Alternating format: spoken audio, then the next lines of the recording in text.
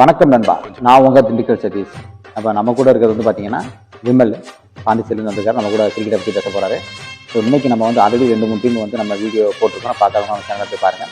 இன்றைக்கி நம்ம வந்து ஐபிஎல்லில் வந்து எஸ்ஆர்ஹெச்சை பற்றி நம்ம பார்க்க போகிறோம். ஏன்னா லாஸ்ட் டைமும் நல்லா பெர்ஃபார்மன்ஸ் பண்ணியிருந்தாங்க. ஸோ எஸ்ஆர்ஹெச் வந்து எந்த அளவுக்கு பெர்ஃபார்மன்ஸ் பண்ணியிருக்கு, அவங்க இந்த வருஷம் பிளே ஆஃப் வாய்ப்பு அவங்களுக்கு எப்படி இருக்குது, புது ஸ்குவாட் அவங்களுக்கு எப்படி செட் ஆகுமா இல்லையா, அவங்க எக்ஸ்ட்ரா என்னென்ன ஸ்ட்ரென்த் ஆட் பண்ணியிருக்காங்க அப்படிங்கிற பற்றி நம்ம விரிவாக பார்க்க போகிறோம்.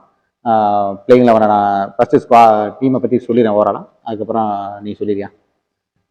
கேப்டன் வந்து பார்த்தீங்கன்னா bad Cummins, coach Daniel Vettori. Injury வந்து பிரைடன் கார்ஸை வந்து எடுத்திருந்தாங்க. அவர் இப்போ ரீப்ளேஸ்மெண்ட்டாக வியான் முல்டர் வந்திருந்தார். ஷெடியூல் வந்து பார்த்தீங்கன்னா உங்களுக்கு எஸ்ஆர்ஹெச்சுக்கும் ஆர்ஆருக்கும் ஃபஸ்ட் மேட்ச் நடக்குது March 23. அதுக்கப்புறம் எஸ்ஆர்ஹெச் எல்எஸ்சிக்கு நடக்குது. ஸோ முதல் 2 மேட்சுமே வந்து அவங்களோட ஹைதராபாத்தில் தான் நடக்க போகுது, லோக்கலில் தான். ஸோ இவங்க வந்து 2 டைம் யார் யார் கூட மோதுறாங்க அப்படிங்கிறத பார்த்தீங்கன்னா டிசி கூட, ஜிடி கூட, எம்ஐ கூட, கேகேஆர் கூட, லக்னோ சூப்பர் கிங்ஸ் கூட 2 தடவை மோதுறாங்க. மற்ற எல்லா டீமுமே ஒரு தடவை மோதுறாங்க. ஸோ இவங்களோட ஸ்குவாட் எப்படி இருக்குன்னு நீயே படிச்சிரு. ஓகே, இப்போ ஸ்குவாட் பார்த்துலாம். ஸ்குவாட் பார்த்தாக்க ஃபர்ஸ்ட் பேட்டிங் பார்த்துடலாம். பேட்டிங்கில் பார்த்தா இஷான் கிஷன், ஆதித்யா டைட், அபினவ் மனோகர், அப்புறம் Henry's Klaasen, Travis head, Sachin baby இருக்காங்க. இவங்கெல்லாம் பேட்ஸ்மேன். நெக்ஸ்ட் ஆல்ரவுண்டர் பார்த்தாக்கா ஹர்ஷல் பட்டேல், கமிந்து மெண்டிஸ், அதுக்கப்புறம் வியான் முல்டர், அதுக்கப்புறம் அபிஷேக் சர்மா, நிதிஷ்குமார் ரெட்டி, இவங்கெல்லாம் ஆல்ரவுண்டர்ஸில் இருக்காங்க. நெக்ஸ்ட் பவுலர் நீங்கள் சொல்கிறாங்க.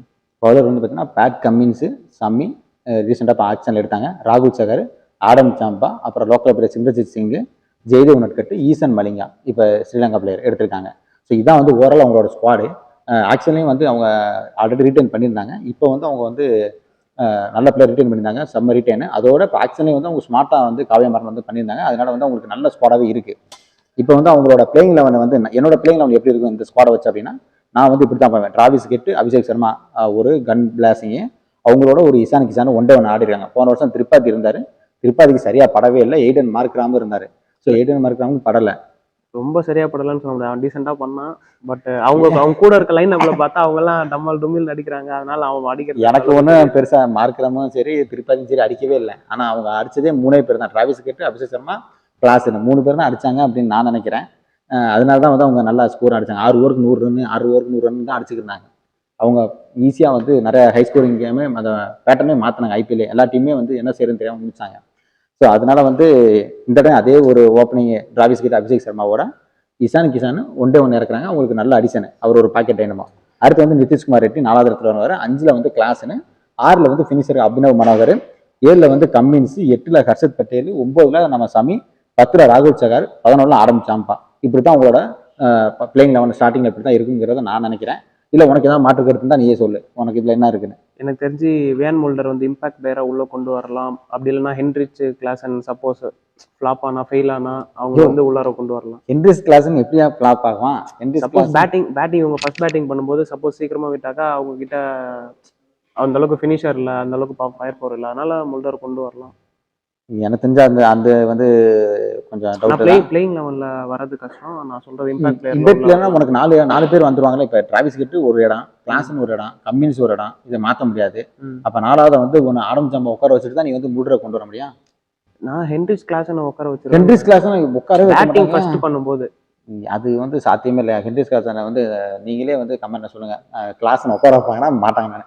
நான் பேட்டிங்ல ஃபெயில் ஆகும்போது ஃபர்ஸ்ட் பேட்டிங்ல இருக்கும்போது அவன் செகண்ட் பேட்டிங்ல அப்படியே அவன் பேட்டிங் தேவைப்படாது. ஸோ அவனை முல்டரை கொண்டு வந்து அவனை உட்கார வச்சிடலாம். கீப்பிங் இஷான் கிஷன் இல்லைன்னாக்கா நீ போடுறப்பே பிளேயிங் 11 மட்டும் சொல்லிடுவாங்க. ஸோ கொடுத்துருவா, சீட்டை கொடுத்துருவேன். சரி ஓகே, அப்படி இல்லைன்னா டிராவிஸ் ஹெட்டுக்கு பதில் ரீப்ளேஸ்மெண்ட்டாக வரலாம். விக்கெட் சப்போஸ் விக்கெட் இனிஷியலா சீக்கிரமா விட்டுட்டாங்கன்னா சொல்றேன். விக்கெட் விட்டுட்டாங்க. இப்போ நான் சொல்றேன் டிராவிஸ் ஹெட் டக் அவுட் ஆயிட்டாரு. அப்போ உடனே வியான் முல்டர் இறக்கிடுவாங்களா? உடனே இல்ல, அடுத்தது 2-3 விக்கெட் அந்த மாதிரி விழுந்துருச்சுன்னா சொல்றேன். அதுதான் சப்போஸ் நீ வந்து நான் சொல்றேன், சப்போஸ் பிளேயிங் 11 வந்து டிராவிஸ் ஹெட் ஃபெயிலியர் ஆயிடுச்சு, பேட்டிங் ஃபெயிலியர் ஆயிடுச்சுன்னா ஆடம் சாம்பா வந்து வராம ஃபர்ஸ்ட் பேட்டிங் வியான் முல்டரை கூட வந்து உள்ள இறக்கிட்டு பவுலிங்கும் யூஸ் பண்ணிக்குவாங்க. சரி ஓகே, அது வந்து ஓகே. ஆனா வந்து எனக்கு தெரிஞ்சு முல்டர் வந்து அந்த அளவுக்கு பெர்ஃபார்மன்ஸ் பண்ணாரான்னு தெரியல. இருந்தாலும் நீ வந்து அப்படி சொல்ற. ஆனா நான் வந்து அப்படி போக மாட்டேன். நான் வந்து இதான் பிளேயிங் 11 போவேன். ஒரே பிளேயிங் 11 தான் போவேன். இம்பாக்ட் பிளேயரை வந்து நான் வந்து ஜெய்தேவ் உனட்கட்டை கொடுத்துருவேன் ஃபாஸ்ட் பவுலிங்க்கு. இல்லை அப்படின்னா சிம்ரஜித் சிங்கு. இல்லை உனக்கு பேட்டிங்கும் ஆடணும் சப்போஸ்னா கமிந்து மெண்டிஸ் ஆடிட்டு போயிடும், லெஃப்ட் ஹேண்ட் பேட்ஸ்மேனு. உனக்கு இன்னும் அவரும் நல்லா அக்ரெசிவ் ஆடக்கூடியவர். கமிந்து மெண்டிஸ் ஆடிட்டு நான் வந்து ஆடம் சாம்பா உட்கார வச்சுருவேன். ஆனால் நீ ஆடம் சாம்பா உட்கார வச்சுன்னா உனக்கு விக்கெட் டேக்கிங் அங்கே யார் இருக்கா? ராகுல் சகர் மட்டும் தான் இருக்காரு ஸ்பின்னு. அவங்க வந்து விக்கெட் டேக் எப்படி எடுப்பாங்க? நிதிஷ்குமார் ரெட்டி 2 ஓவர் போடலாம். அபிஷேக் சர்மாவை 2 ஓவர் போட வைக்கலாம், டிராவிஸ் கிட்ட 2 ஓவர் போடலாம், ஏதோ 1-2 ஓவர் ஓட்டலாம் அவங்கள வச்சு. அதனால அவங்களுக்கு நல்லா தான் இருக்கும் அப்படின்னு நான் நினைக்கிறேன். நீங்க பாருங்க, பேட் கமின்ஸ் ஒருத்தவன் தான் அங்க இருக்கிறது ஃபாரின் கேப்டன். அவன் நல்லா தான் கேப்டன்சியும் பண்ணான் லாஸ்ட் டைம் ஃபைனல்ல. ஆமாயா, நான் வந்து கம்மின்ஸ் வந்து கேப்டன்ஷிப் நல்லா பண்ணேன்னு சொல்லி கம்மின்ஸ்னால தான் அவன் நல்லா பண்ணான். ஏன்னா ஷமி இருக்கான், முகமது ஷமி இருக்கான், அவனும் நல்ல பவுலர் தான், அவனும் விக்கெட் எடுப்பான். ராகுல் சஹர் இருக்கான். பவுலிங்ல பார்த்தீங்கன்னா கம்மின்ஸ் 4 ஓவர், ஓகேவா, ஹர்ஷல் பட்டேல் 4 ஓவர், ஷமி 4 ஓவர், இது ஸ்டாண்டர்டு 12 ஓவர் முடிஞ்சு. ராகுல் சஹர், ஆடம் ஜாம்பா 4 ஓவர் போட்டான், 5 பவுலர். இதான் சப்போஸ் உங்களை யாராவது ஒருத்தருக்கு அடி வாங்குது அப்படின்னா நிதிஷ்குமார் ரெட்டி 2 ஓவர் போடலாம், டீசெண்டாக. இப்போ நல்ல ஃபார்மில் இருக்கார் நிதிஷ்குமார் ரெட்டி, அவருக்கு 2 ஓவர் கொடுக்கலாம். ஸோ இதுதான் அவங்களோட பிளேயிங் 11 காம்பினேஷன் இருக்குன்னு நான் நினைக்கிறேன். இல்லை பவுலிங் நிதிஷ்குமார் ரெட்டி எனக்கு தெரியல, கொடுப்பாங்களா தெரியல எனக்கு. 2 ஓவர் கொடுக்கலாம் அவரால். ஆடோட அடுத்த ஹர்திக் பாண்டியா மாதிரி வந்துருக்கான். ஸோ அதனால பெஞ்சில் அந்த சிமர்ஜித் சிங் அவன் நல்லா போடுவான். அது இம்பாக்ட் பிளேயர் உள்ள வரணும்ல. சப்போஸ் உள்ள வரல, இம்பாக்ட் பிளேயர் வரல அப்படின்னா நம்ம வந்து இந்த ஆப்ஷன் எடுத்துக்கலாம். இல்லை உனட்கட்டு லாஸ்ட் இயர் டீசெண்டாக பண்ணியிருக்காரு. ஸோ அதனால உனட்கட்டு கூட திரும்ப வந்து அவங்க உள்ள யூஸ் பண்ணலாம், அது டிபெண்டிங் எமர்ஜி சிச்சுவேஷன். ஆனால் எனக்கு என்னன்னா, இப்போ அவங்களோட ஸ்ட்ரென்த் வந்து பார்த்தீங்கன்னா பயங்கர பவர் பேட்டிங்காக இருக்குது. ஏற்கனவே வந்து அவங்க அடின்னு அடிச்சாங்க. இப்போ வந்து இசான் கிசான் வர உள்ள நுழைச்சனால அவங்க அந்த ஃபர்ஸ்ட் 5 பிளேஸ் கன் மாதிரி இருக்கு. அதுக்கப்புறம் அபினவ் மன்னர் 6ஆவதா வராரு, 7வது கம்மின்ஸ் வராரு. கம்மின்ஸே நல்லா ஆடக்கூடியவர். ஸோ அதனால அவங்க டீம் வந்து ரொம்ப பேட்டிங் ரொம்ப பவர் ஹவுஸாக இருக்கு. பவுலிங் வந்து சூப்பராக வச்சிருக்காங்க. அவங்க வந்து போன தடவை நட்டு இருந்தாரு, நட்டுக்கு பதில் இப்போ ஹர்ஷல் பட்டேல் வந்திருக்காரு, புவனேஸ்வர் குமாருக்கு பதில் ஷமி வந்திருக்காரு. ஸோ அவங்க அப்படி பேலன்ஸ் பண்ணிட்டாங்க அப்படின்னு நான் நினைக்கிறேன் ஆக்ஷன்ல. இப்போ அதனால அவங்க டீம் வந்து ரொம்ப ஸ்ட்ராங்காக இருக்கு. அவங்களோட ஸ்ட்ரென்த்து தான் அதான் பவர் ஹவுஸ் பேட்டிங்கு. ஸோ இந்த தடவை அவங்க அதே மாதிரி தான் போகிறாங்க. அதனால அவங்களுக்கு அதுதான் ஸ்ட்ராங்கு. அவங்க வீக்னஸ் வந்து பார்த்தீங்கன்னா, ஒருவேளை சப்போஸ் டாப் ஆர்டரில் எல்லாம் கொலாப்ஸ் ஆகிறாங்க அப்படின்னா மிடில் ஆர்டர்லையும் ஃபினிஷ் பண்ணுறதுக்கும் ஆள் இல்லாமல் இருப்பாங்க அப்படின்னு நான் நினைக்கிறேன். அது மட்டும் இல்லாமல் போன வருஷம் வந்து அவங்க புதுசாக ஒரு மெத்தட் ஆரம்பித்து அதிரடி ஆடினாங்க. ஆனால் இப்போ இந்த வருஷம் எல்லா டீமும் வந்து கொஞ்சம் பிளான் பண்ணி வந்திருப்பாங்க. ஸோ அவங்க அது எப்படி சப்போஸ் பின்னுக்கு சாதனை சேப்பாக்கத்துலலாம் அவங்க தடுமாறினா அதை பார்த்தா லாஸ்ட் இயர். அது மட்டும் இல்லை, இவங்க டாப் ஆர்டர் பார்த்தீங்கன்னாக்கா Travis Head, Abhishek Sharma, Ishan Kishan, mostly பார்த்தீங்கன்னா எல்லாம் லெஃப்ட் ஹேண்டர் தான். ஆஃப் ஸ்பின்னர் 2-3 பேர் 2 பேர் அட்டாக்ல வந்தாக்கா அவங்களுக்கு கொஞ்சம் கஷ்டமா இருக்கும். அதுவும் டேர்னிங் டாக்ல ரொம்ப கஷ்டம். ஆமாம், அது வேணா ஒத்துக்கலாங்க. அது டேர்னிங் டாக்ல தான் இருக்கும், பட் கஷ்டப்படுவாங்க. அது மட்டும் இல்லை, இவங்க விளையாடுறது பார்த்தீங்கன்னா 2 மேட்ச் பார்த்தீங்கன்னா டெல்லி கூட, குஜராத் டைட்டன்ஸ் கூட.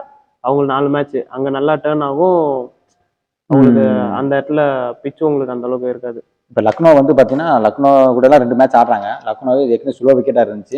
Slow wicket. ஸோ இப்போ எப்படி அவங்க அதை அந்த மாதிரி இடத்துல கஷ்டப்படுவாங்கன்னு நீ சொல்கிறேன். அந்த மாதிரி பாயிண்ட்டை நானும் எடுத்துக்கிறேன் அவங்கள்ட்ட. ஆனால் அதுக்கு அவங்கள்ட்ட ஸ்பின் நல்லா, அவங்களுக்கும் நல்ல ஸ்பின் இப்போ வந்துருச்சு. போன வருஷம் வந்து வெறும் மயங்க் மார்க்கெட்டை மட்டும் வச்சு ஆடினாங்க. ஆனால் இந்த வருஷம் வந்து பார்த்தீங்கன்னா ஆடம் ஜாம்பா, ராகுல் சகர் நல்ல டீசெண்டாக போடக்கூடியவர். ஸோ அதனால் 2 பேருமே நல்ல ஸ்பின்னு வந்து அவங்க ஸ்ட்ராங் பண்ணிட்டாங்க. ஓவராலாகவே பார்த்தா அவங்க எல்லா செக்ஷனும் கவர் பண்ணிட்டாங்க. Batting, bowling, speed bowler, spin bowling, all-round option எல்லாமே அவங்கள்ட்ட நல்லா இருக்கு. ஸோ அதனால அவங்க அந்த தடவை ஆப்பர்ச்சுனிட்டி வந்து அவங்களுக்கு பார்த்தீங்கன்னா டாப் 4ல இந்த தடவை குவாலிஃபை ஆயிடுவாங்க நான் சொல்கிறேன். இல்லை நீ வந்து என்ன, இல்லை நான் இது குவாலிஃபை ஆக மாட்டாங்க நீ சொல்றியா? இல்லை, அவங்களுக்கு ஆடம் ஜாம்பா சப்போஸ் ஏதாவது ப்ராப்ளம், இன்ஜுரி அந்த மாதிரி ஏதாவது ஆச்சுனாக்கா அதுக்கப்புறம் போகிறது கொஞ்சம் கஷ்டம்னு நினைக்கிறேன். இல்லை அப்போதைக்கு அந்த மாதிரி எதுவும் இல்லை, எதுவும் நடக்காம நல்லா ஓகேனாக்கா ஓகே தான். ஆடம் ஜாம்பா அவங்களுக்கு எந்த அளவுக்கு எப்பயும் 4 ஓவர் 30 ரன் கொடுத்துட்டு போயிட்டே இருப்பான், விக்கெட் எடுப்பான். ஸோ அதனால ஆடம் ஜாம்பா ஒன்றும் பிரச்சனை கிடையாது. அவங்களோட த்ரெட் வந்து பார்த்தோன்னா என்னை பொறுத்த வரைக்கும் இசான் கிஷனோட ஃபார்ம் தான் நான் சொல்லுவேன். ஏன்னா அவர் வந்து இசான் கிஷன் வந்து கன்சிஸ்டன்சி அடிக்க மாட்டாப்புல. ஒரு மேட்ச் அடிப்பார், ஒரு மேட்ச் டக் அவுட்டில் போயிடுவார். அதே மாதிரி அவருக்கு இன்டு த பாடி போட்டால் அவர் வந்து தடுமாறுவார். நான் மும்பை இந்தியன்ஸில் இருக்கிறத அவரை நான் பார்த்துருக்கேன், ரொம்ப தடுமாறுவார். அதனால இசான் கிஷான் வந்து ஒருவேளை கிளிக் ஆச்சுன்னா அவங்க பேட்டிங் பயங்கர ஸ்ட்ராங்காக போயிடும். அவர் ஒருவேளை சொதப்புனாருன்னா அவங்க கொஞ்சம் இடையில கஷ்டப்படுவாங்க. இருந்தாலும் அவங்க எஸ்ஆர்ஹெச்சை பொறுத்த வரைக்கும் அந்த டாப் அந்த 3 பேரை தான் நம்பி இருக்கு. Travis Head, Abhishek Sharma, Klaasen, இவங்க சுற்றி தான் அந்த பேட்டிங் லைனப் இருக்கு. அவங்க எப்படி அடிக்கிறாங்களோ அதை பற்றி தான் அவங்க டீம் இருக்குன்னு நான் நினைக்கிறேன். நான் இன்னொரு த்ரெட் என்ன பார்க்குறேன்னா, அவங்க பெஞ்ச் ஸ்ட்ரென்த் அந்த அளவுக்கு இல்லை, அவங்களுக்கு பேக்கப் அந்த அளவுக்கு இல்லை. சப்போஸ் ஏதாவது ப்ராப்ளம், ஏதாவது டோர்னமெண்ட் நடுவில் ஏதாவது ப்ராப்ளம் இல்லை, யாராவது இன்ஜுரி ஆனாங்கனாக்கா அவங்களுக்கு பேக்கப் கொஞ்சம் கஷ்டமா இருக்கும்னு நான் நினைக்கிறேன். பேக்கப் பவுலிங் இருக்கு. இப்போ ஈசான் மலிங்கா இருக்காரு, ஜெயதேவன் இருக்காரு, சிம்ரஜித் சிங் நல்லா டீசெண்டாக போடக்கூடிய இருக்காரு. ஆனால் பேட்டிங் சொன்ன மாதிரி சச்சின் பேபி இப்போ ரீசெண்டாக நல்ல ஃபார்மில் லோக்கல் போய் ஆனார். ஸோ அதனால் அவர் கூட இருக்கார் பேக்கப் பேட்டிங்க்கு. மற்றபடி அவங்க டீம் இதுவே சாலிடான டீம் தான் நினைக்கிறேன். ஸோ அவங்க வந்து எஸ்ஆர்ஹெச் வந்து நம்மளோட அனலைஸ் படி அவங்க டாப் 4ல் குவாலிஃபை ஆயிடுவாங்க. அவங்க வந்து ஒருவேளை பிச்சு இந்த தடவை வந்து ஆப்போசிட் டீம் எல்லாருமே அனலைஸ் பண்ணி அவங்கள வந்து ஒரு சுலோ விக்கெட்டை போட்டாங்கன்னா அவங்க கண்டிப்பாக வந்து மாட்டிக்குவாங்க. இல்லை பாட்டா விக்கெட்டு அடிச்சு ஹைதராபாத் கிரவுண்ட் அதே மாதிரி போன வருஷம் மாதிரி செட் பண்ணாங்கன்னா இந்த தடவை 250, 280, 300 அடிக்கிறதுக்கான நிறைய வாய்ப்புகள் இருக்குது. நான் அவ்வளோ ஒரு பவர் வச்சிருக்காங்க. ஸோ தொடர்ந்து நம்ம சேனலை சப்போர்ட் பண்ணுங்கள், சப்ஸ்கிரைப் பண்ணுங்கள். இதை பற்றி இந்த வீடியோவில் உங்களுக்கு எதாவது கமெண்ட் இருந்ததுன்னா நீங்கள் கமெண்ட்டில் போடுங்க. உங்களோட சஜஷனையும் சொல்லுங்கள், உங்கள் டீம் பிளேயிங் லெவலில் இருக்குன்னு நீங்கள் சொல்லுங்கள். தொடர்ந்து நம்ம சேனலை சப்போர்ட் பண்ணுங்கள், நிறைய பற்றி ஷேர் பண்ணுங்கள். நாளைக்கு வேறு வீடியோ சந்திக்கிறேன். பாய். தேங்க்யூ.